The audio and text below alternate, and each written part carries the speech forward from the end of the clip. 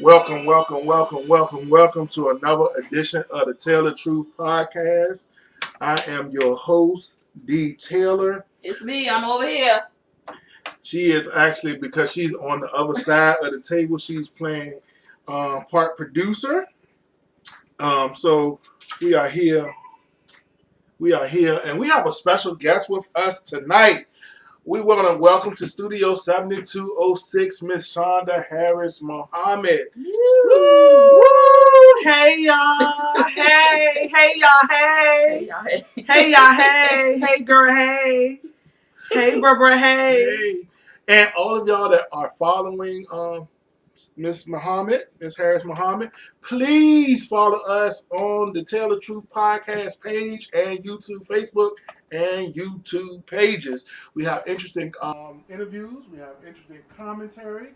We just had a couple weeks ago, brother Willie Hillier in the studio talking about his candidacy for the 3rd district seat of city council. And now more politics, but this is my friend, so we're gonna have fun with them. Even on the political side, we're gonna have Sister Harris come and share with us tonight. Before we get started with our interview, I want to give a shout out to Bloodline Apparel for the shirt, for the t-shirts. A couple of books, because 4 weeks ago, we had someone talking about books and how we need to get more involved in books. So, I want to give a shout out to the Tony Evans. We are in Bible study and we are teaching on Kingdom Man. It's a great book for each man in your life. It talks about some stuff, and we're having great Zoom Bible studies at church as well. Time pick up that Kingdom Woman book. I don't know what y'all been talking about in the Kingdom Woman. Awesomeness. That's all you need to know. Y'all can tune in. If y'all need the Zoom link, we'll send you the Zoom link on Wednesday nights at 6:30, and the Kingdom Men meet at 7:30. So yeah. And also, we have a friend of ours. We had her on the show almost near the beginning of COVID. She wrote this book, Making Space at the Well, Mental Health in the Church, talking about depression, anxiety, addiction, get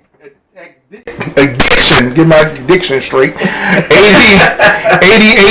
mood disorders, all the things that people of faith go through, but we think we just supposed to pray it away. No, we have some information on that.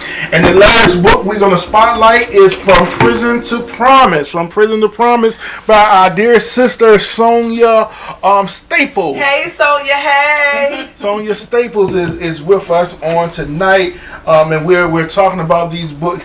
Tati said, "Yay books!" Yay books! Tati. Yay books! From Prison to Promise talks about her life and also dating and marrying her husband currently, who has been serving over almost 20-some years in prison, but really found herself and found love again. They were dating before he went in, then they broke off, and then the Lord brought them back together, and he will be getting out very soon. And just talking about, and she has a nonprofit that I'm sitting on the board of, and we're going to be doing mentorship programs. We're going to be doing refrigerated food programs, which you can just come in with any. You're shaking the camera every time. Yeah, you shake the camera. We'll shake the table, but don't shake the camera. Okay. We just come in, and we're going to be hosting that hopefully at our church. But there's going to be a lot of things. And on the 17th of October on Lee Street, it's going to be a business shower. So there's a bunch of businesses, small businesses in the Richmond area that's going to be coming in. And Tell the Truth Podcast, Tell the Truth Media Group, we will be also there to showcase our business, what we got going on, and how we can help you in the most affordable media group out there. So that's what we have today. So before we get into the meat of our interview and why we are here today, I got some trash to talk about. So, just heard today that Dr. Dre won his court case against his ex-wife. The 1.5 she will not be getting. And I know you talked about all the things I that did. a few weeks ago that she was trying to get. That she was trying to get that didn't make a whole lot of sense to me at all. But I mean, she shoot her she had the opportunity to shoot her shot, and she did, and she bricked it. she bricked it. So I mean, I'm sure, like I said, we don't know what this woman had to endure. We don't, nope. because we weren't in the marriage. But it just was not that. It didn't equal out. It wasn't that amount. I don't care what nobody say. I mean, and if it was that serious, we would have heard other indications that there needed to be compensation for that, but we did not. Tati right now, she has to go back in and ask for a different amount. So right now it's nothing. She'll get something. She's gonna get something. Yeah, she's gonna get something. The alimony alone, she'll get something, but just not that. Oh, and the wine of the show is Stella Rose Red. Stella Rosa. Stella Rosa. Red. That's it, the Stella Rosa Red. That's the wine of the show. And I think what is this limited edition, I guess, because we are approaching Halloween. And it's called Stella Wings. Stella Wings. Stella Wings. So, yeah. And they are in Kroger, and they have a bunch of different flavors in Kroger. They do. I've had, and we're not gonna feature each one, but I've had the peach and the apple. There's a peach and an apple, but this one is a red and a black. And the black is good too. So yeah, try your hand at all of them. Our friend Doc Rivers got fired on last week. The coach of the Clippers. He got fired. But he has now entered into the Recycle Coaches Academy. Okay. How a lot of our white brothers and sisters get fired and then get a job right back. He got hired also this week by the Philadelphia 76ers. So he did not stay unemployed long. No. Okay. He went from LA to Philly. I mean, I'm glad he got a job. I'm glad he got a job. Glad he got a job. Tati said she needs to go grocery shopping for wine tomorrow. okay. We just tell her we ask Tati, is the sangria okay warmed up? Because I had the bright idea because we had a little bit more left. Is the sangria good warmed up? So let me know that, because otherwise we're gonna need a brand new batch so I can heat that batch up.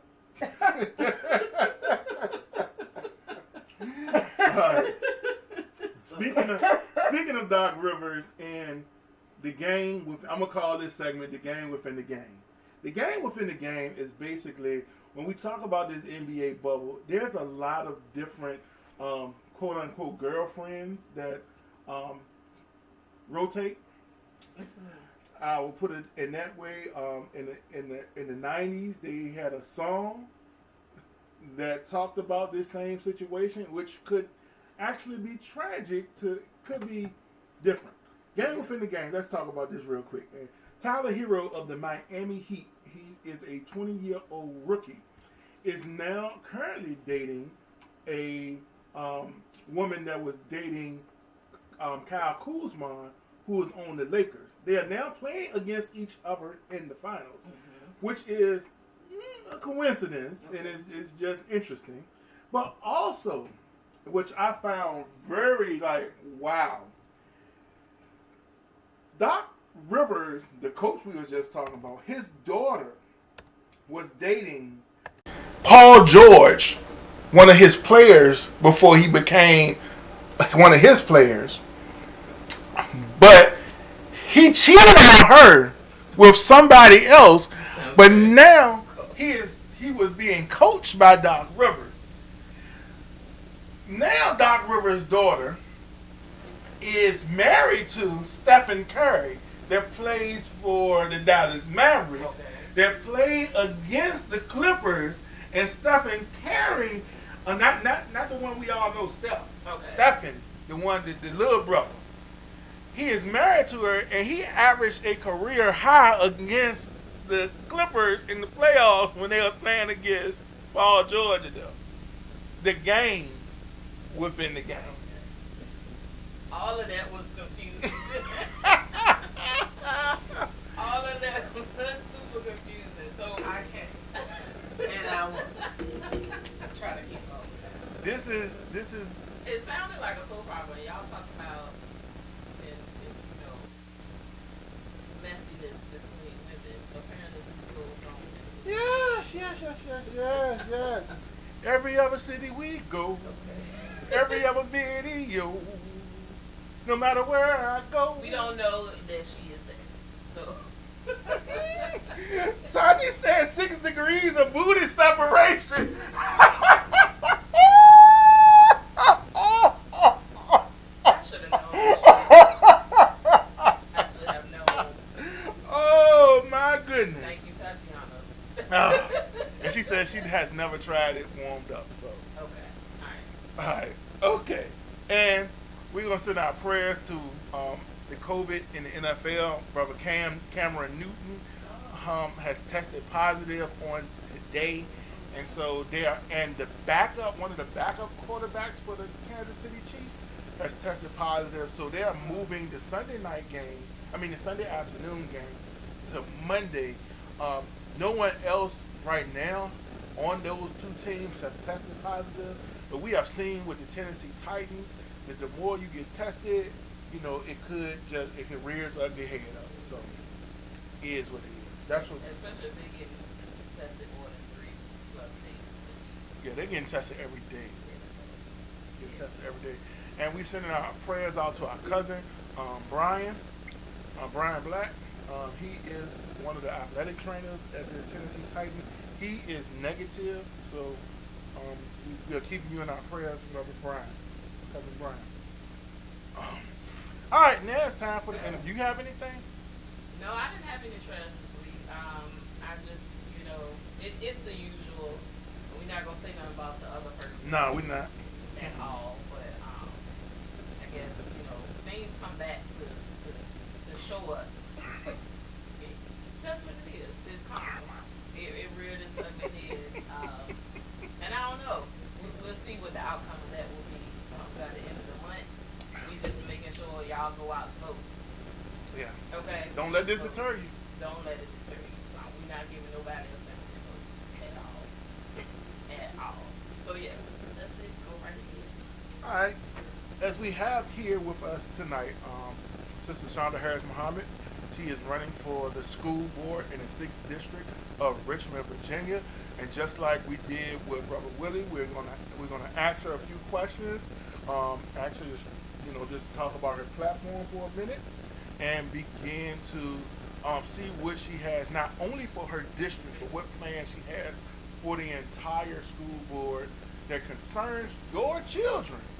Your children, those of you who have listened to us in this city. So,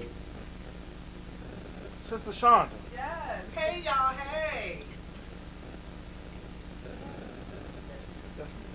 Sister Shonda. Yes. Virtual learning. Yes. What are you seeing from students in the city with this virtual learning?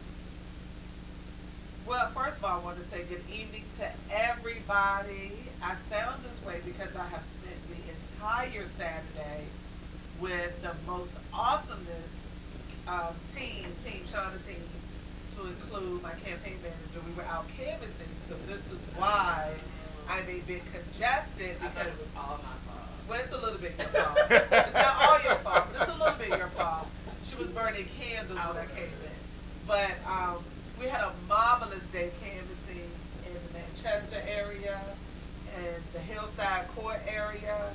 So I just want to thank everyone who's watching, who I met today, and reintroduce myself to. And we gave out backpacks today and filled with school supplies. So I am excited about this candidacy. I'm excited about this race that we are embarking on. So I'm upset though. I ain't heard about none of your canvassing and none of your efforts to come and help you pass out stuff. So what had happened was, Brother Pastor Taylor, was that I was going to get around to it. And so the Sunday I came to deliver backpacks to your church, you were deep into ministering the word. Okay. So I wasn't able to connect with you to say, hey, when would you like to come to camp? But I did connect with you, and I'm going to get to the question. I did connect with you and say, hey, let's have an event. And I said, I'm ready. I'm good for it. Yeah, good for it. I'm good for it. So there you go. There you go. So what have I seen? What have I heard? What have I experienced through virtual learning? First, I want the audience that are watching and that will watch later know that I am a 29-year educator. I have served as a math teacher, a special education compliance specialist, and basically what we do in that role is we oversee all of the instructional IEPs or the IEPs to make sure that they are in compliance. We ensure that any compensatory services that are needed for any child are, they're given to the child within a certain time frame. And also as a special education compliance specialist, you monitor, your role is monitoring your special education teachers. So I've been a testing coordinator. Currently I'm serving as an assistant principal at a high school, not in Richmond City, in Franklin City Public Schools, and I love that job because it gives me a opportunity on another platform to continue to advocate for teachers and students. So virtual learning, let me tell you, what is it not to say about virtual learning? Virtual learning has exposed a lot of inequities and deficiencies in not just Richmond Public Schools, but several school divisions. However, it has exposed deficiencies in Richmond Public Schools on a different level. So what do I mean by that? What I mean by that is, one, and this is a part of our platform, and I want you all, ladies and gentlemen, to hear me very clearly and carefully. There was no reason why over 10,000 students on March the 22nd did not have a school-issued laptop. The reason being is because Richmond Public Schools receive about $15.8 million, $15.7 million in Title I funding every year. That funding goes to, or it is dispersed to school divisions in 2 rounds of funding. And so Richmond Public Schools received funding in time enough to purchase enough laptops for every student in the division, which is called a one-to-one initiative. Sometimes you may hear a one-to-one Chromebook initiative. Divisions give it different titles, but the bottom line is, I have a laptop, you have a Chromebook, or you have a Chromebook, you have a Chromebook. And so when you have over 10,000 students who did not receive a laptop, and it was March, towards the end of March, the last day of school, per the governor mandate, was March the 13th. So those children went home, like many other children in Virginia, not knowing what the next 2 weeks were going to look like. As an educator, we were thinking, oh, our spring break is going to start early. So, and then we're going to come back. They're going to figure this thing out, right? But we never came back to the building. So those children remained home without an instructional tool to continue learning. The second thing about virtual learning is that provide the teachers a technology upgrade if you're going to ask them to teach from home. Provide them buy the upgraded technology so they can do what they need to do to be successful. Not just one school has it, or this set of schools have an upgrade to that technology. Every teacher of record should have been able to sign that out, like Microsoft 2016, Microsoft 2020, not Microsoft 98, 96, right? 2010, right? Our libraries, our city libraries have upgraded technology. Virtual learning has in many instances allowed students who felt uncomfortable in a setting such as school to be themselves at home. So it was their saving grace, because oftentimes in public education we define what bullying is for children. I want y'all to follow me. We define it, Right. instead of listening to the children and their concerns. So a lot of these children said, "Oh, I'm so glad I'll have to go back to school Monday because I'm tired of people such and such, such and such." And not just students, but adults. So I'm keeping it real. I'm keeping it all the way transparent. And not just sugarcoating. Children sometimes do not connect, or adults sometimes have difficulty connecting with children in a public education setting.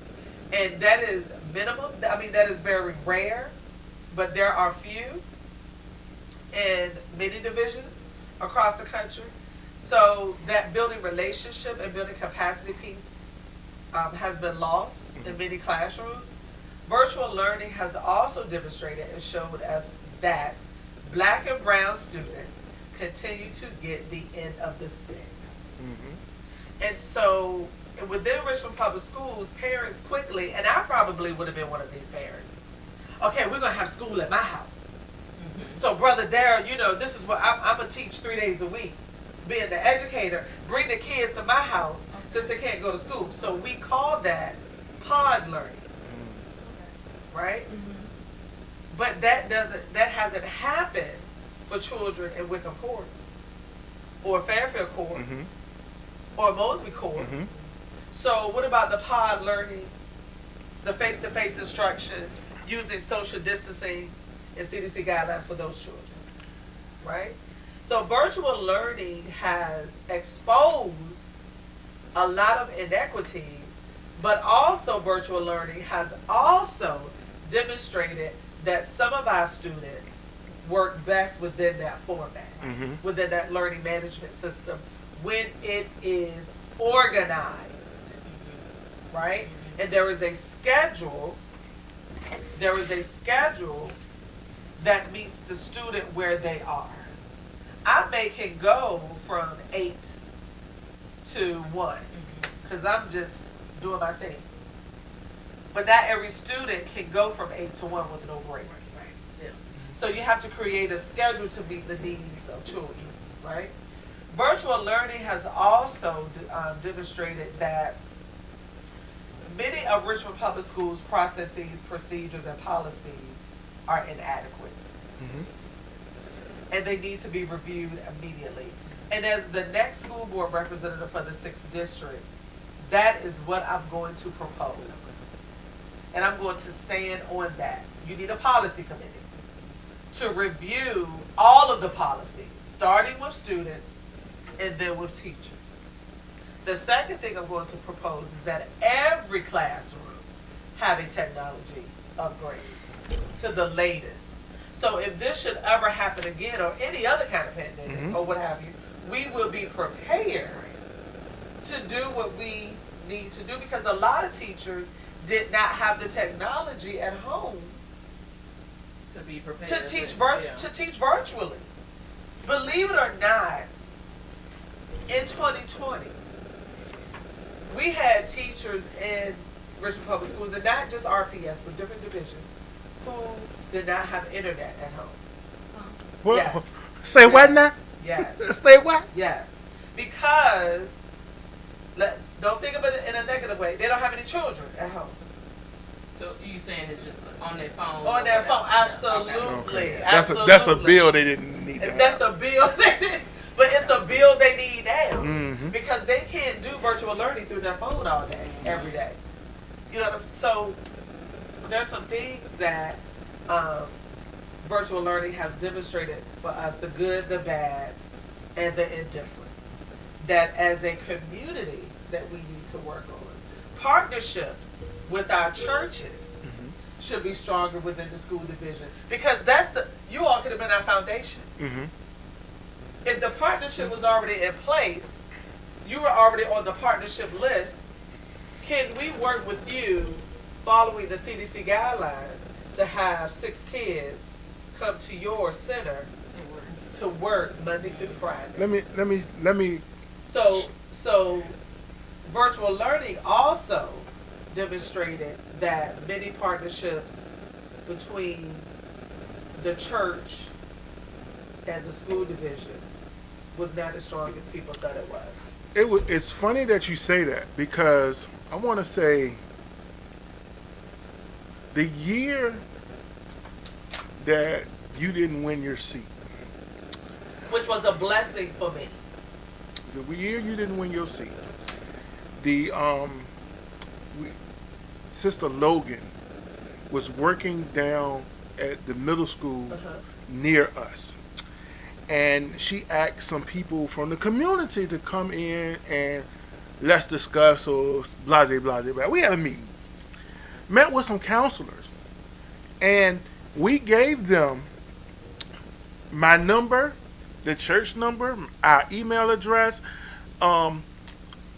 Dr. Younger, who's our associate, and special ed, coordinator and advocate for over 30 years, IEP coordinator. And we said, let us help you. What do you need from us? No one reached out. The church that's literally within walking distance to the middle school. Within walking distance. We said, what can we help you with as a church? Because we value the community. And no one reached out to us. No one. Do we need to have somebody from our church come in, or a couple of men that's retired come in and be a part, read, do some things, walk with the kids, give some spiritual guidance, not pushing religion, but spiritual guidance, letting these kids know somebody cares for them and with them, and how can we help foster this and try to destroy this school to prison pipeline that we have when the kids can look out of their window and see a school on one end and see 17th Street Jail on the other end. How can we help you with that? And no one ever reached out to us, and that is the disheartening thing, that when we open ourselves up as a church, as a faith, as a community provider, that no one reaches back. Because you can extend your hand for help, but if no one else is reaching up to receive that help, we alone. I call it the 3 P's. Processes, procedures, and policies. And that's what Team Shonda stands on. Shonda Harris-Muhammed for 6th District School Board. And let me be clear, so it is no mistake where I stand. Mm-hmm. Processes, procedures, and policies. Policies being first, they run a school division. They help move a school division forward. Mm-hmm. So what I'm hearing from you is no communication, no follow through, which is a part of communication, right? The process was not filtered through about a partnership, because in every division there is a process. Because you just can't let anybody come in and work with kids. Yes. And the two of you know that. Yeah. It's a process. And then the policy in regards to how many of us can come in the building, how many students we can work with, the time frame, will it be during their specials or electives, will it be an after school program? What if your church didn't want any funding? What if you just wanted to come in and bring the support, right? And that's what we wanted. The policy was not explained. And that all goes back to a deficiency in communication, right? Because many organizations are allowed to come in and partner with Richmond Public Schools on a continued basis, right? But some of those organizations cannot build capacity with children that you're describing Mm-hmm. because they can't meet them where they are. Right. You can't They're tell out of me touch. you're out of touch and you have never walked the plank that I've walked. Right. If you have never been raped, then you can't tell me how to grow through that. Mm-hmm. If you have never grown, if you have never been in a household that had domestic violence in it, you can't tell me how to grow through that, right? Mhm. So you have to be able to have people that have a testimony to support children in their areas of development. Yeah. Yeah. And so policy, procedures, and process are what I call the 3 P's that drive a school division. And that is why you have the article, the main headline in the Richmond Times-Dispatch today that speaks to 16,000 students Mm-hmm. who were absent Mhm. from Richmond Public Schools. Hmm. When I immediately saw that, I said, well, there is a breakdown in policy. Mm-hmm. There is a breakdown in processes, and there's a breakdown in procedures. Well, it all goes back also to what you were saying about it, all of that being outdated. Like, when do you think was the last time somebody took time to review that and broke it down even further? Absolutely. Like, how long ago was Absolutely. it? Because you got to think, like, the generation we're in, and then the generation prior to us, and then the generation before us. You're talking about all different generations. School has grown into many leaps and bounds since 60 years ago, and problems are not the same. So how often has somebody been trying to Because review 60 that? years ago, we were fighting to go to Right, school. Mhm. Right? We were diving and ducking Mhm. to get to school. Special arrangements were being made Right. for people who look like us so we could get to school. My grandparents fought so I could have a decent education. Mhm. So I could be literally somebody Right. from Cuckoo, Virginia, Hmm. which has nothing to do with my personality. I just want to make that clear.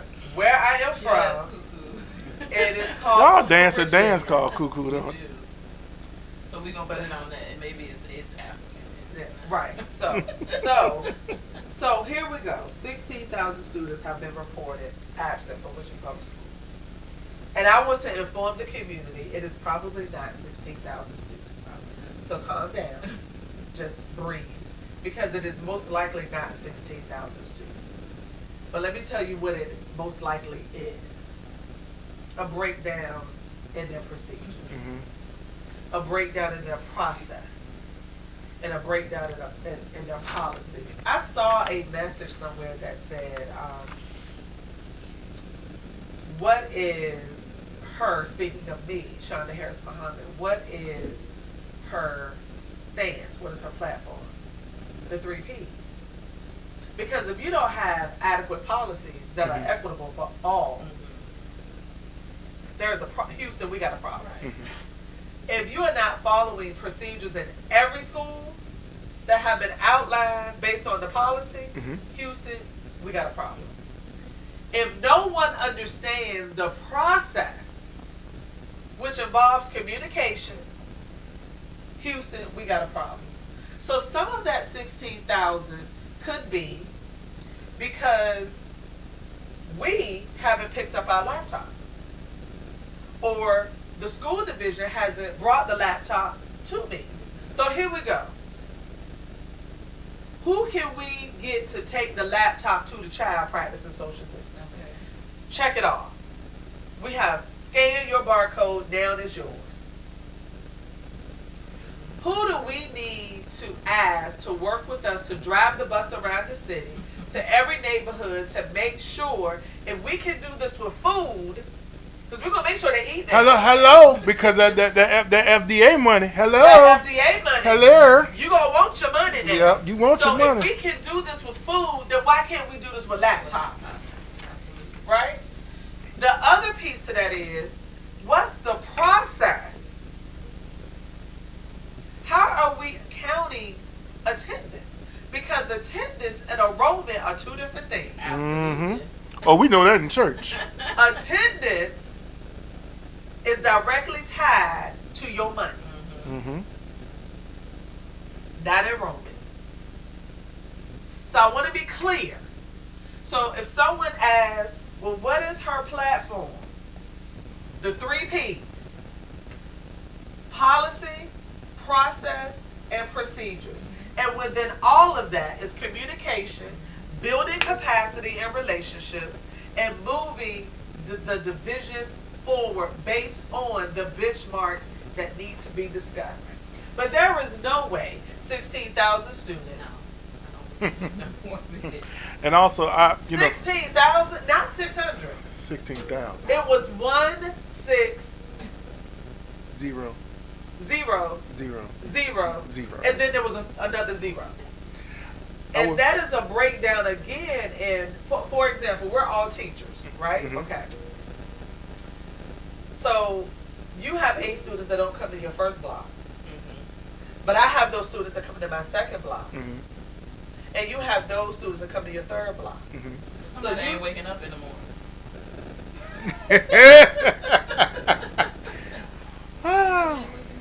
So you count those 8 students absent, right? They've gone. They haven't gone to your English class, Right. but they've gone to my math, and they've gone to your chemistry class. Mm-hmm. So we've seen them.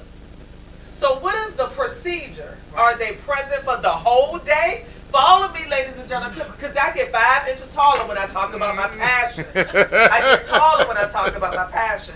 So what is the procedure? Are they absent the whole day? Right. So now we have 8 students that have been absent the whole day, or are they just absent from you for first block?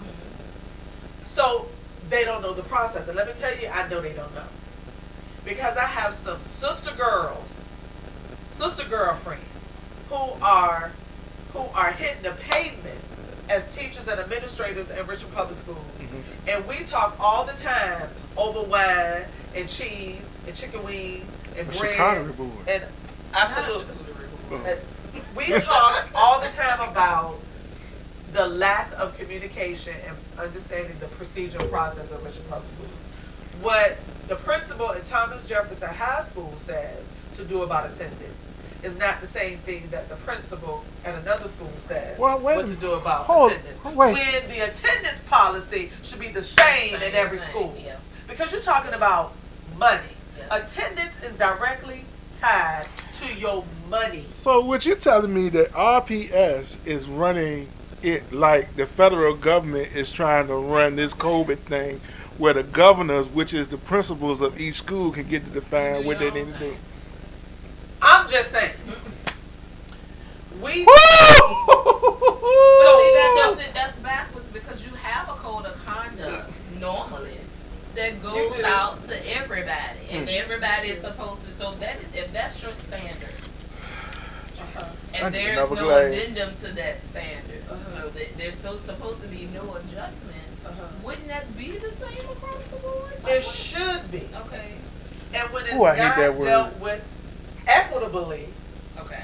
then you should address it as division okay. leaders. Okay, that's what we have. That's All right. where the problem lies. So Yes. getting into this also, has tradition, the way we look at traditional school, is that a thing of the past, or will we be forced to look at a more hybrid solution?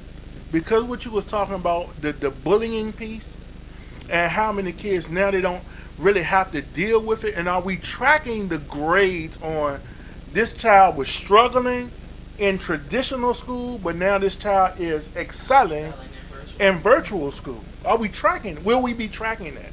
Well, let me first say this. Students, your grades count. It is no longer March the 13th. You agree? Where you just rolled that boat. You can't ride it no more, babies. Your grade counts. So you need to do the work. Okay. You need to complete your assignment in your learning management system, and you need to get them in on time. Mama Muhammad is just telling say that on what? you need to On get time. your On time. assignments completed completed and on time in your learning management system. When the production is listening. When you can't get them in on time, you need to communicate with your teacher. Say that again. And when you can't get them in on time, you should communicate with your teachers. And let me tell you why this is important. Because we're no longer living in the March 13th era, where everybody just passed. I'm just being transparent. Nobody repeated a grade if you completed the packets, right? Everybody just moved. So if you went into March the 16th with an F, you came back in September with a passing grade. I'm just saying. So, ladies and gentlemen, grace and mercy is over. It is time for judgment. Grace and mercy in that capacity is over. Okay, so I just want to be clear. Don't call and say, well, I didn't know I had to do this. Well, I have this conversation all the time with students where I serve. Baby, I'm going to need for you to get on that Zoom lesson. I need you to go on and get in Canvas and get that work done. Come on, Canvas. Come on, Canvas. Because it is due. Okay? So, to your point and to your question, public education would no longer look the same. Let me be clear. It would no longer look the way it did March 13th prior. Why?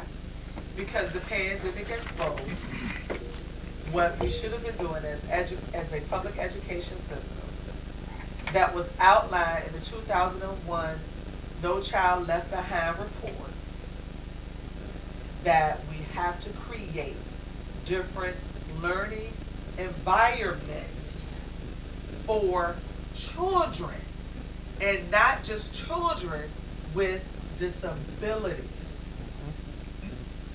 Thank you. Period.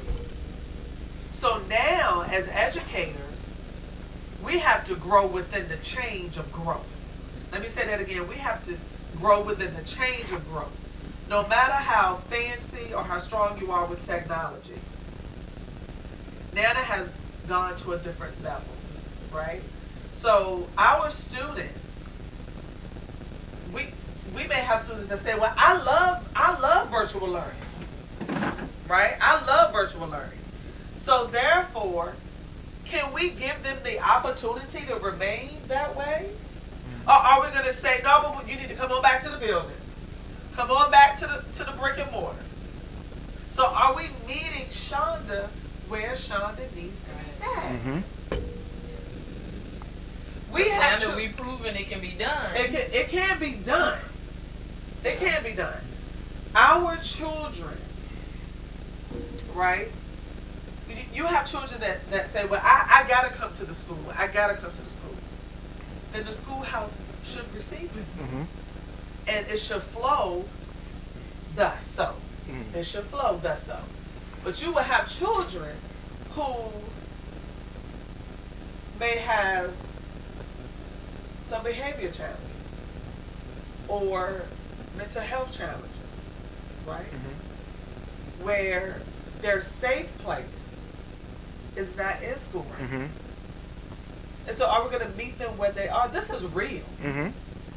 We may have teachers who love and pour out to public education every day, but because of COVID, it has frightened them.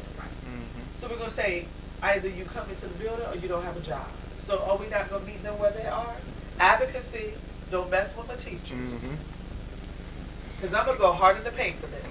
Because I am always one. I shall never forget that it takes, you know, when you have 4 preps, 3 preps, and you're planning for 3 different courses, and you're taking your work home, and you're thinking about Daryl, you're thinking about Shonda, you're creating assessments to meet every child, because that's what you do. We call it, let's differentiate, or flip the classroom. My grandmother called it, baby, I'm just going to meet you where you eat. So I can't give you this whole crossword puzzle. I'm just going to give you half of it. Because you can't keep still. Well, my grandmama didn't know it was ADHD. Mm-hmm. It was just, I'm going to whoop your tail if you don't say Mm-hmm. So, no, public education is no longer going to look the same, ladies and gentlemen, because this pandemic has taught us that our kids can learn through a hybrid process. So why not support that? But it goes back to how we're going to create a process of procedure for that, right? Attendance versus enrollment. Mm-hmm. You can't go into your learning management system and stay in there for 2 minutes and say, oh, I was in school today. Right. No, class is 60 minutes. Right. Yeah. So, Question I do have on that too.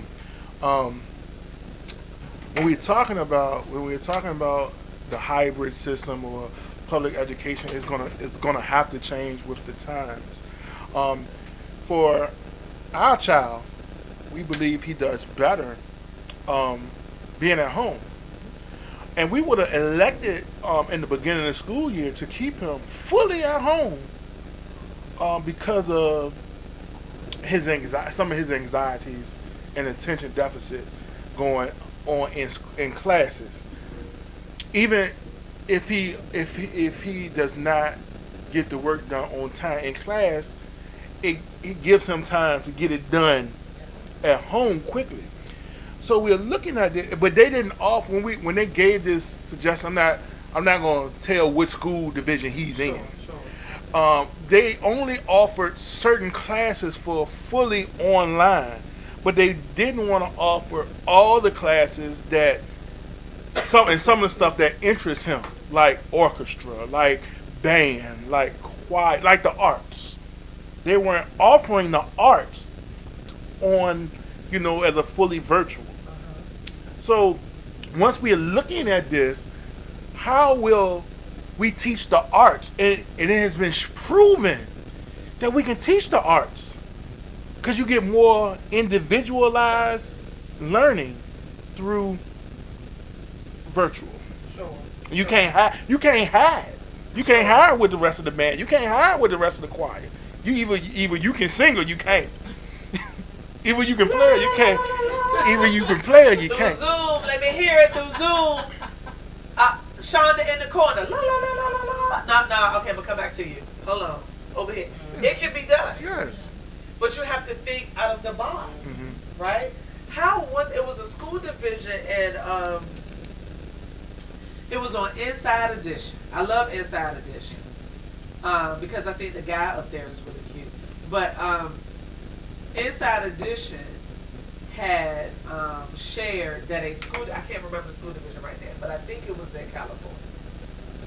But anyway, when schools were closed across the country, Mm-hmm.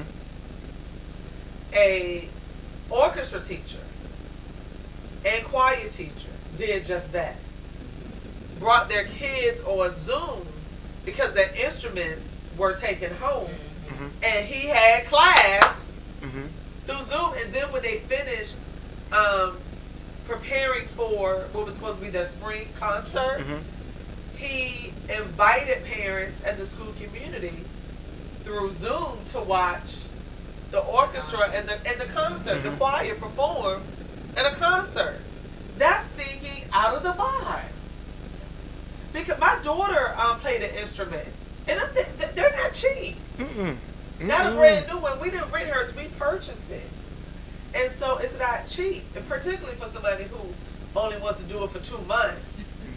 Okay, flashback. Mm. But I'm just saying, Yeah. flashback. But my point is, we have to think out of the box. We are now out of our comfort zone of teaching from a square with a chalkboard or a whiteboard. And by the way, Richmond Public Schools must remove every chalkboard Ho, in wait. their schools Wait. and replace them with adequate whiteboards. Wait one cotton picking minute. Why do we They still got teach chalkboards? from a chalkboard? There are many schools, many, that still have blackboards in their classroom. No, ma'am. No, ma'am. Help me, Lord. This is a part of. So if anyone questions about, if anyone ever says, well, I don't see her platform, I don't see her point of view. I'm telling you that experience and knowledge in the realm of public education as a school board member is critically important. How can you advocate chalk and erasers? Have y'all seen the Martin episode where the teacher, Miss Trinidad. Miss Trinidad. Miss Trinidad. And Martin was like, I just love the way he used to clink, clink, clink. I just wanted to touch that knee. Miss Trinidad. Clink. Our teachers should not be cleaning the erasers at the end of the day. Wow. They should and now when the money is there. Wow. And can we give them? We have not when the money is there. Can we ensure that our teachers have, just choose a system, a Promethean board or a whiteboard or smart board. Promethean board, smart board. Excuse me. Choose one. But don't put it in their classroom and then say, oh, you got to wait next year until we upgrade your computer. Oh. So they both can see. This is real. Wow. This is real because my girl squad, as I call them, my girl squad are principals, assistant principals, teachers, specialists in Richmond Public Schools. We are like this. And I'm like, are you serious right now? Are you This is what you are going through. And I want to mention my adopted daughter is watching. Say, I'm gonna tell my daddy. Tell your daddy, baby. One of my girlfriends, my dear girlfriends, who we have worked with, who I have worked with before, stated, and I just want to read her. I want to share her comment because what Ms. Glover has stated is critically important. The student needs to complete the assignments and not the parents. Yeah. Because let me say this, parents, if you're watching, let me say this. An effective teacher knows your student work. They do. And Richmond Public Schools have hundreds of effective teachers. So let that be told. I can tell you they are effective at what they do. Yes. I can tell you one thing. Don't come with me with this new math y'all got rock and rolling, because this thing is confusing. The new math. First of all, when did we stop teaching kids? When we stop teaching kids how to do math the regular way? And then elementary. Define regular way. Define regular. Like when you're multiplying compound numbers. Okay. The way they. Well, there are several teachers that use the square box method. Yes, the box method. The box method. And, you can also FOIL and multiply polynomials that way. Yeah. But that's just confusing. Instead of knowing that's not like the box. Instead of knowing that multiplication table. Yeah, exactly. And see, and I think it's a generational disconnect because it is. That multiplication table was in the front of your notebook. Every year. Every year. That multiplication table, and you had to know every year that multiplication table. Absolutely. And so that's why, that portion of multiplying became easy for us in that way. Because every time we went out, no, but what did we do? It was right there. It was right there. We're doing this road today. We're doing this column today. Yeah. And because that's not done, and then you're showing a brand new method, I don't know which works more efficiently for the children or not. I don't know. But when you have that disconnect, so you got us in our old school multiplication tables and teaching that way, and then he comes home with the boxes, and we like, what is that? What's up with the box? I don't know. But see, this is the issue. This is my issue with that, because they're teaching them not to know the multiplication, but to know these boxes. But then teaching them to okay. So All right. But hold on, let me finish, because I see your teacher mode get ready to come back up because you advocating for the teacher. Ooh, love But them then teachers, once you get into algebra, them boxes, you still use the boxes Still use the out. boxes. how? Still use the boxes out. So you using a whole sheet of paper Still use for the one boxes daggone out. program, and then we wonder why they can't get through these daggone SOLs. And that's Because we train them. Stay with me, teacher. Stay with me, my colleagues. Because we train them. Bless our heart. We have been. It's not our fault. I know it ain't y'all fault because I know. Testing has forced us. Okay. Federal and state testing has forced us to teach outside of the process. And even when I co-teach with some of my math teachers, and I'm an assistant person when I still co-teach, because it takes a village. Mm-hmm. And I tell the kids, when the math teachers allow me to teach a lesson, particularly polynomials, go ahead and make your chart. What chart? Your multiplication chart, because you need your multiplication table to factor this here, polynomial. Oh, but can we? No, we're not using the calculator. But testing, because you can factor using a graphic calculator. Right. Yeah. So when we show kids how to put it in the graphic calculator, and the graphic calculator does not show anything about the process, they just spit out the answer, the 2 or 3 numbers that form the polynomial or trinomial. The kids do not have a critical thinking space to understand what's the connection. Why did I come to this conclusion? How did I come to this conclusion? Why are the roots -2 and 3? Why are roots and x-intercepts and zeros correlated? What does that mean? The graphic calculator just gives you It's going to spit out the data. just gonna spit out the number. So testing has forced us to teach to the test instead of teaching for the test, for the skills. I'm glad you went there because I have another I'm sure question. you do. I'm glad you went there. You've been sitting on this all week. I've been sitting on this for 3 years. All right, We ain't got but an hour. we got about 15 more minutes. But I do have this question though. Do we? Because I've started to see now between this every school division, every Richmond Public School, Henrico, Chesterfield, all these school divisions, are there a way to listen to the kids to track their what they want to do in life?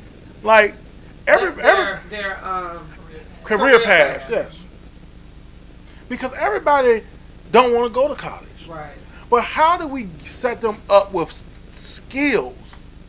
And I know Richmond Public School has a technical center, which the technical center, as you probably know, needs to be upgraded tremendously. It does. But there's only one. Chesterfield and Henrico has 2. One in eastern part, one in the western part. And they have different skill levels. Are we looking at, because my thing is this, my air conditioner broke last week. We had to find somebody to come and check on the air conditioner. Just for people to come out to check on the air conditioner is $300 up front. Jeez. Just to check, they ain't do no work, they ain't want no I time. was like, y'all need to go ahead and get this paper and fan. But I'm just saying, just think about this thing, because we send people to college, right? Sure. We have them, whatever career path they want to go and be a college. And just like, let's say you go to college to be a teacher. Teachers ain't getting paid $300 just to come out to the classroom every day. Right. You know what I'm saying? Where are we going with developing kids that are not great students but can learn a skill? So we're talking. I heard actually 3 different things. Okay. Is there a way for children to be tracked from grade level to grade level through graduation. Mhm. Then within that, is there a plan? Does each student have a plan that follows them in that student personnel file that says, in third grade, Shonda said that she wanted to be a nurse. But then maybe in sixth grade, she said she wanted to be electrician. I mean, So is there the evidence? Is it something that follows the students to prepare them and to determine, really should be done before they leave elementary school, if they desire to go to college or CTE or what have you? Richmond Public Schools years ago. And you may remember this, Darryl, because you're a graduate of John Marshall. Join Pride and No Side. So my BFF, Letitia Washington, says the same thing. Shout out to T. Yes, my friend. Yes. You may remember that when you all were in school, y'all had career plans. So, yes. Do they have them now? They call them they call them college centers. Hold on, let me finish. Okay. The inequity in that, is that not every child is going to college. But we have college centers. So we need to provide the space and the support to call them career centers. I agree with you. Richmond Public Schools, we have a technical center. One of the things that I have struggled with over the years with the implementation of the technical center, by no fault of the administration, is that students are forced to go certain times of the day. Can we make it a whole school? Can we just have a first block, second block? Like code RVA? Like code RVA. Can we take what money and people did for code RVA? Can we take that passion and vision? Because code RVA all came out of the dream and passion and mission, which was all right. Not every student can fit in this box. Absolutely. So and I support code RVA. So why not do the same thing? Take the same plan, the same idea, and utilize it for the Richmond Technical Center. Yeah. And tell people, and I'm getting ready to step on some toes. Ooh, come on, step on them. Until people decide that children matter when they go through a budget process, we're always going to get shortchanged. Because I'm not going to hold on. And we need to meet parents who some of us are afraid to go see because of their living conditions. I ride up in there. Because I need to meet you. I need the parent to know that I love your child.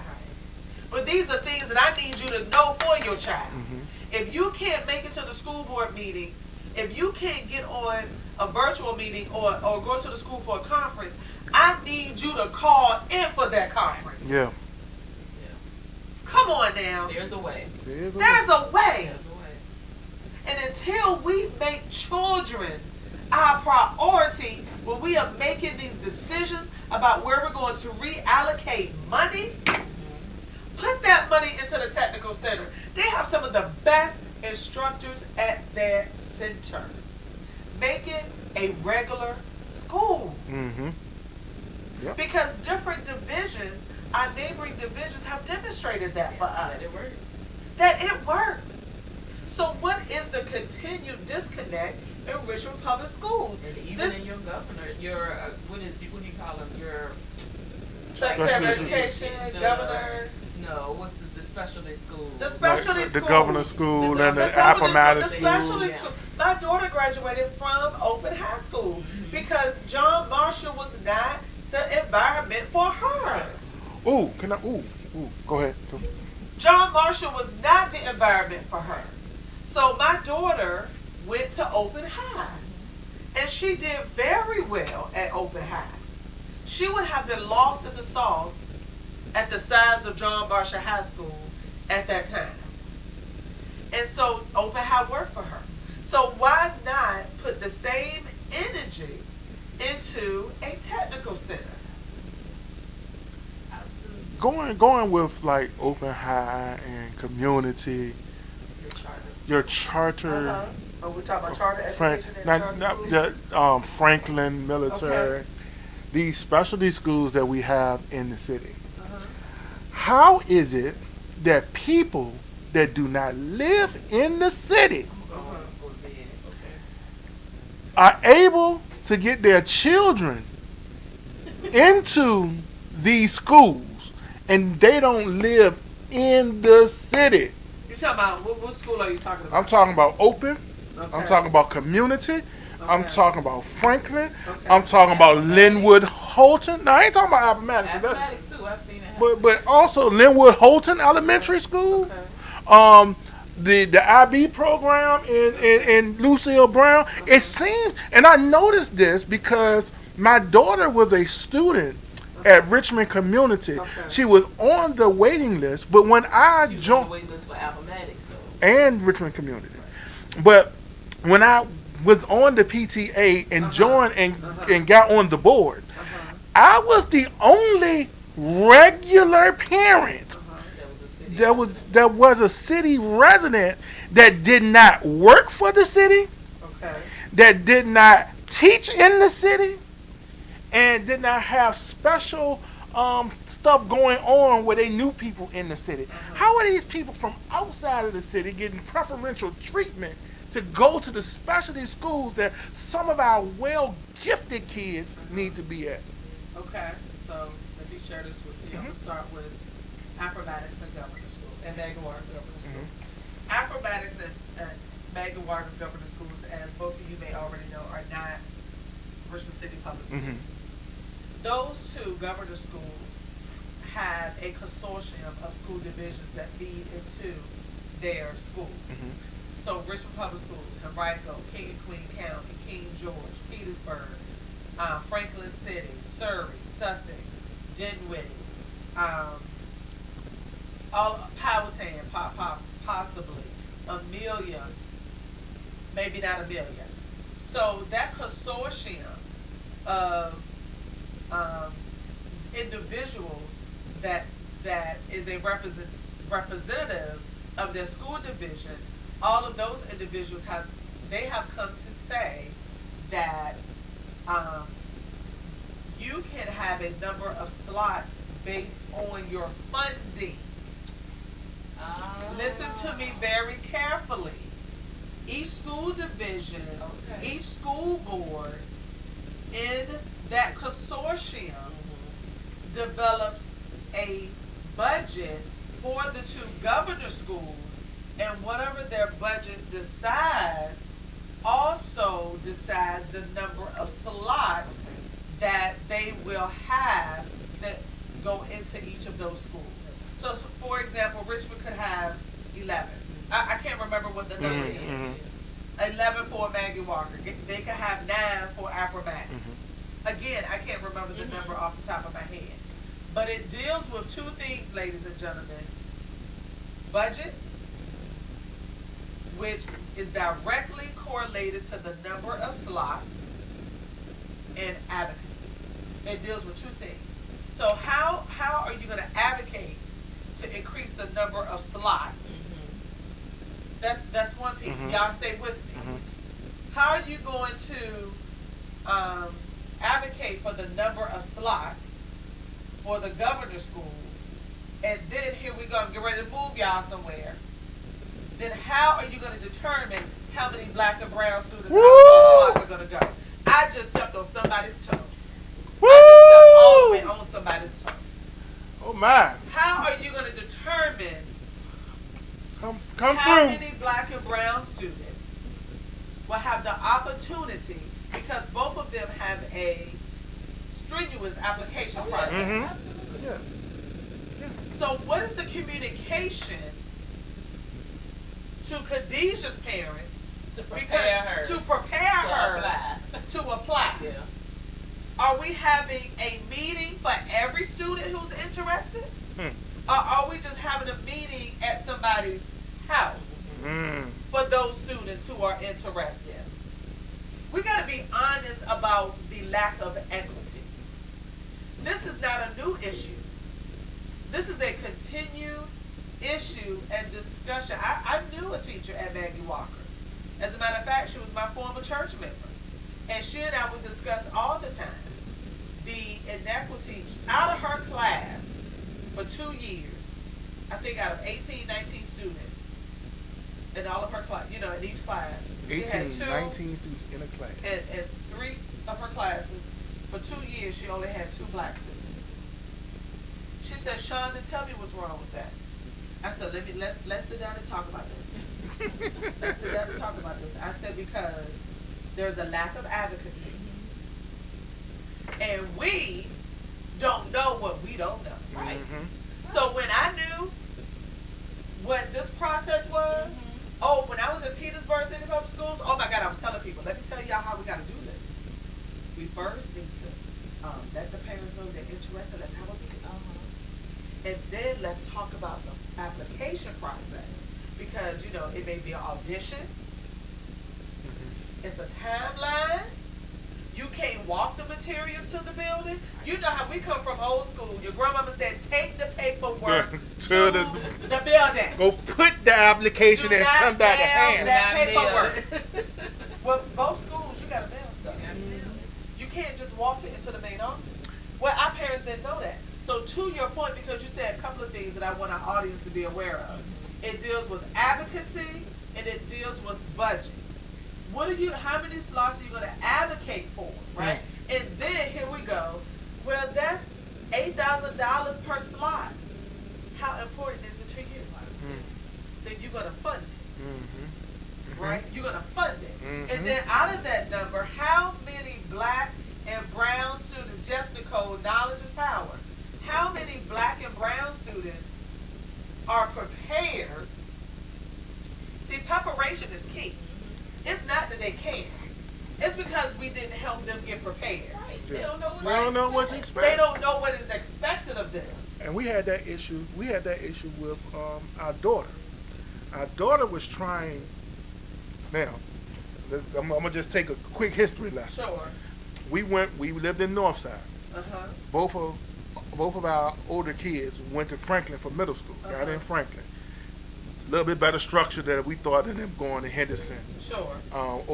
It worked best for it works back for them. Absolutely. So, and we knew we was living in the Armstrong Kennedy area, and we knew that that was not going to work for either one of our kids. And so Franklin did not prepare them to do the applications for these other schools outside of Franklin, because they wanted to keep kids in Franklin. And so where my oldest boy, he did not work well with the hood kids. Sure. And we had to end up transferring him out of Franklin, because even though they had uniforms, for the high school, but he got in, but it still it wasn't for him. But when he went to Chesterfield with a more diverse school system, he went from a 1.2 his ninth grade year to a 3.5. Okay. And so now our daughter, our art major, brilliant artist. If you looked at some of the paintings that come when you came down the steps, she did all those. The one we had one right here, it's in the hall. She did all those, and so she was trying to go for Alva Matters because she knew from 6th grade she wanted to do fashion. Sure. And so Franklin was not preparing her to put a portfolio together to be able to apply to the Appomattox School. She ended up getting into Richmond Community. It was after she learned that a portfolio needed. We found that out outside of school. Outside of school.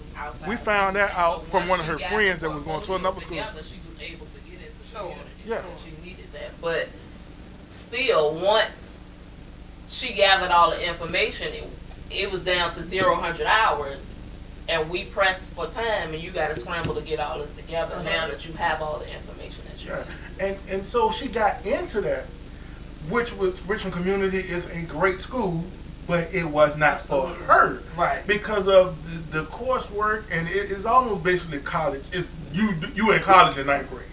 Yeah, that would it seemed like to me. It's very stressful.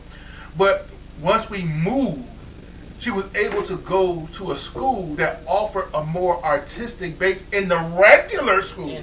Not technical, but they were open to different ways. They were conducive for art people. Yes. For art. Sure. And it is all about knowledge is power. Oh, excuse me, thank you. Knowledge is power. And if our parents do not have the information, they can't make a decision that's justified for their child, and they can't make a decision that's best for their child. And so, in a Franklin military's defense, they probably weren't given the process. They probably was only told to be concerned about their school's process, specialty school's process, right? Instead of saying, well, let's have I'm sure we want your kids to matriculate through this program, but these are some other programs. Maybe you've gone 2 years and have said, well, Franklin is not quite for me. So where else can I go to meet the need of what I need as a student? We have to stop thinking about children as a budget, as a quota, and think about their individual needs, which requires work. Which requires work. Thank you. It requires us. It's discussed, Ashley, to the schools that this is missing. It is presented, but it goes back to, and I just want to give a shout out to Ashley because she's one of my former students from King Queen County Central High School. She was in my AP Calculus class, and kudos to you, Ashley. Ain't no kudos to her because she stressed me out as a student. That girl worked my nerves. That girl, and how she loves me so much after I wanted to whoop her tail every day. Sidetrack, I'm sorry. It's okay. But see, for some reason, I've done well in student lives because they continue to, they don't leave me. Because they know your heart. Oh, bless you. Just like I will always be coach to these grown people. Right, but Ashley tore my nerves up. I'm a grown 41-year-old man, and I still have coach in my life, so it's... And speaking of meeting kids where they were, Ashley is one, actually, and I'm going to talk about you, who should have matriculated through a gifted school. Because she was not only gifted in math, but she was also gifted in writing. Right? And I could see that in her work. And she tore my nerves up because she always wanted to know some extra stuff. And I hadn't prepared for that extra stuff yet. And she always wanted to know what this got to do with this. I don't know. Let's do the lesson today. Ooh, she sound like me in history class. Let's do the lesson today. And and she knows I love her. I call her my adopted daughter because she says the lies. You need to stop. You need to stop. She has developed into a wonderful young woman who is a wife, and I use her as an example because she is one of many female students who I had to meet them where they were. Ashley had some barriers and challenges in her life, not to speak to her testimony, but had I not met her where she was, those barriers and challenges could have destroyed her. And I refused to allow that to destroy her. And plus her brother was in elementary school at that time, and she always wanted to get him off the bus. You're not going to use him as an excuse not to do your homework in my after school class. Okay? It's my turn to go get him off the bus. It was her sister Kirby that would fight. And, you know, I think about, they always tell me the difference I made in their life. But they don't know the difference that they made in mine. Yeah. They made me a better mother. They made me more patient with their brother. That's awesome. They you know, because I used to be like, Tony, just color the picture, man. You know, and Ashley would be like, Mom, just give him a minute. Okay. She saved him from minute whoopings Okay. in my classroom. Minute whoopings. And so they also made me a better educator because they reminded me that may not be working. Mm-hmm. Why don't you do something different? Right. That may not be working. So that's why I keep these young people in my life. Because one, they keep me hip. They help me understand what these emojis be meaning. Okay. Yeah, like, I don't know what that means. Don't send this emoji, Mama. Don't send that to me because that means, no, here we go. Oh. Don't send that one to me. That should go to Daddy. Oh. Oh, I ain't know. I ain't know what that meant. I ain't know what emoji meant. My bad. I was just sending an emoji. Okay. To finish my sentence. Yeah, it's real. Let me tell you, it's real with these young people in my life. So I need them in my life because they keep me grounded. They keep the purpose in my forefront, and that purpose is educational equity, educational equality, and educational justice, which is social justice. Right. Yeah. And everything that we talked about this evening is full circle. Because when you don't have the knowledge, when you can't speak the knowledge to power, don't say, well, that girl Mama didn't even know. It's because you didn't tell her. You didn't tell. If you tell people the process and they still go left, then that's the decision they make. But if they go left, because that's the only direction that they see, then it is our responsibility to go and pull them back. Yes. Yes. So, and I want you all to remember this. Everything deals with money. Yes. In public education. Public education is rooted in dollars. And that is not a bad thing. That's not a good thing. It's not indifferent. It is what it is. It is what it is. So, you know, I have been often asked, well, why do you want to get back in this?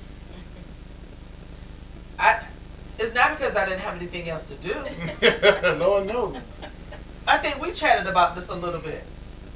Yep. And brother pastor said, only if it is in you. Don't let anybody else's decision direct you to this. Because this is work. I got back in this, and I am going to win my race. Mm-hmm. I got back in this because people are missing the three things that children need to be successful. Educational equity, educational equality, and educational justice. If we don't create policies that support all students, Houston, we got a problem. Before go ahead, you have anyone? No, I was just going to say before we go, is there anything else you want to add? Well, give me one Yes. thing. Can you give me the schools that's in the 6th district? We only have 2 assigned schools to us. That's Overby Shepherd, which is on the north side, That's what we met. off of First Avenue. That's where we met. Yeah. And then Martin Luther King Jr. Middle School, which sits right in the middle of Mosby Court, which is walking distance from your church. Yep. But we have about 82% of our students that live in the 6th go to different schools, like in the 8th district, in the 3rd district, in the 7th district. So they may live, they're residents in the 6th, but they may Go to different schools. right, they may be zoned to go to a different school outside of the 6th. Yeah. Are there any talks of redistricting the entire city? See, you just this I gotta come back for That's this. what I told Okay. I told Look, him. and then for the next, for after we win the 6th, you can come You back. can come back then. And then we're going to talk about your plan for getting Absolutely. kids back into school. Absolutely, because you said redistricting. That's a whole. And when I come back to talk about redistricting, we need to have some chicken wings and some coleslaw, because this is gonna be a long night.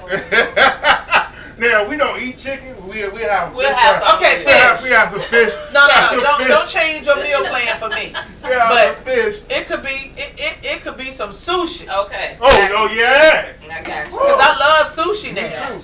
I love sushi, but we're gonna have to eat on that topic I got you. because the result. Okay, I'm just saying. Yeah, okay. Woo. And then when Brother Hilliard win, we're gonna have both of y'all in here and have a round table discussion about the redistricting to help the equity of the black and brown people in our communities. Yes, Brother Willie, I've known since my son was in A.B. Nora Elementary School because he cut his hair. Cut everybody hair. Brother Willie Hilliard told me one day, "Don't you beat that boy no more like that." Well, you tell him don't be acting up Don't like cut that. up. Then I ain't gotta tear that tail up no more. We want to thank candidate Muhammad for coming and sharing with us her platform, sharing with us her passion, not only for the students of the city of Richmond, but also for the teachers of the city of Richmond. Not just because she's my friend and she's my big sister, one of the, if I got some issues with anything going on in the city, I can holler at her. But the fact that her passion and community and commitment, and she didn't even talk about Northside Coalition for Children, that she's still giving out backpacks, she's still giving out school supplies. So if you need something, please contact Northside, and it ain't just for the Northside, it's for anybody. It's for anybody, right? If you need anything, if you need pencils, if you need Absolutely. pens, if you need jump drives, if you need notebooks to take your notes in, please contact. If you need headphones, if you need headphones. Teachers, I'm out of printers, I'm sorry, but and document cameras, I'm sorry because they went very fast. But you're right, if you need anything, just please contact me on all social media platforms. Of course, my nonprofit is Northside Coalition for Children, Inc. You can follow me on my campaign website, which is different from my nonprofit website. Vote for Shonda at Weebly.com is the campaign website. So they're not tied together. So if you don't go to the campaign website, if you need particular resources from NCC, we have people, I have a board that follows those messages, and we have a 24-hour or less turnaround time. That has been my motto, and you know, we gotta turn this thing around. Right. We can't wait 2 days to provide supplies. I also want to mention this. I didn't mention this, but I want to give a shout out to Panera Bread because they chose my nonprofit. As Panera Bread chose Northside Coalition for Children, Inc. to partner with to make sure that we are feeding children who need to be fed during virtual learning. So that means y'all support Panera Bread. That's right. I do. Yes, So you Panera do. Bread chose Yes, you Northside do. Coalition for Children. I do too. Panera Bread get plenty of my money. I mean, That ain't why they chose me. But look, Panera Bread get plenty. That mac and cheese That grilled is cheese to sandwich. live for. But on a serious note, because even though families are receiving a special benefit on their EBT during COVID, we don't know when that special money is coming again, right? So, ladies and gentlemen, and your children are eating more because they're at home all day. Woo, right? Lord Jesus! They're eating more. So, if you know a family that is in need of food, please give me a call at 804-687-6743. Or email me at Shonda.Harris-Muhammed, MUHAMMED @gmail.com, and we will follow up with you to make sure that they have food for the week. Can you go back and put that Anything that deals with the campaign, you can email me at Shonda for the 6 @gmail.com. The number 4 or FORE? FORE. Shonda 4 FOR the 6 at gmail.com. And we will get back with you as soon as possible. Let me share this also before I leave. Let me share this with you. Let's go on November the 3rd. It is time. It is time. The break that I had is now over. Preparation has been instilled in me. Growth, development is there. Continue to be there. As the only educator running for school board in the 6th district. You're what? The only educator that's running for school board in the 6th district. One more time. We like it in 3. The only educator on the school board in the 6th district. This is serious. I'm not running again because I don't have anything else to do. I'm not running again because I don't want somebody else to run. I'm running because our children and our teachers deserve an individual on that board that has experience and knowledge to move the division forward. And I also want to say, because I ain't nobody's punk on the front line, I'm going to stand for what is right for our children and our teachers. I'm going to do that with some finesse. So November the 3rd, tell your friends who live in the 6th district, which encompasses parts of Northside, Highland Park, parts of downtown where the main library is, Southern Barton Heights, Hillside Court, Oak Grove, Belle Meade, parts of Commerce, Decatur, Porter Street, the Manchester area. Get out and vote. November the 3rd for Shonda Harris-Muhammed for school board for the 6th district. Now I want you to remember the hyphenated names that's on the ballot for school board and city council. We got work to do, and we cannot do it without your vote. So I humbly ask for you to stand with me so we can do this work together. Thank you, and God bless. I love all of you from the bottom of my heart, and I carry you here. Thank you so much. On that note, we out. Good night. Thank y'all. Listen, we on Google Podcasts, we on Spotify, we on iHeartRadio, we on all your streaming services except for Apple. And YouTube. Peace, y'all. And we on Amazon Music now too. Oh, I didn't even know that. Yes. Wow. Big time. Good night, everybody. Good night, everybody. Good night. Be blessed.